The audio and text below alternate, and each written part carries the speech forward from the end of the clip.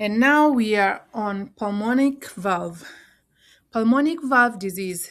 Can you locate the pulmonary or pulmonic valve? Where is it located? It's located at the second intercostal space left sternal border.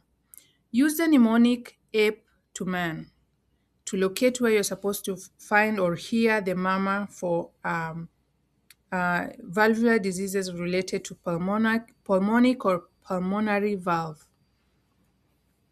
Pulmonary valve disease is less common. It's often caused by congenital abnormalities, and usually it's hard to find someone who has it because congenital abnormalities are usually fixed during earlier on in the childhood, as a child or as a baby.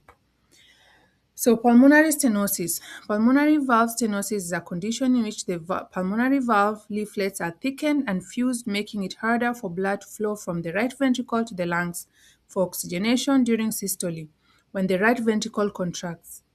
Therefore, a stiff valve means more muscle needed to push blood through. Right ventricle muscles hypertrophy or thickens to compensate. Eventually, the muscles weaken, causing right ventricular failure. With right ventricular failure, less blood is being pumped forward and more gets backed up to the right atrium and to the rest of the body. This is going to cause signs and symptoms of fluid overload, including hepatomegaly, splenomegaly, bilateral pitting edema of the legs, fatigue, and discomfort from all that fluid overload. Note that the lung sounds will be clear or normal because the backup is to the rest of the body and not to the lungs. On auscultation at the second intercostal space left sternal border, you will hear a harsh mid-systolic murmur. So it's a harsh mid-systolic murmur. Pulmonary valve regurgitation. In this case, there is a leaky pulmonary valve. The most common cause for pulmonary valve regurgitation is usually due to pulmonary hypertension and COPD, basically chronic lung diseases which over time weaken the valve because of that pressure pushing against it.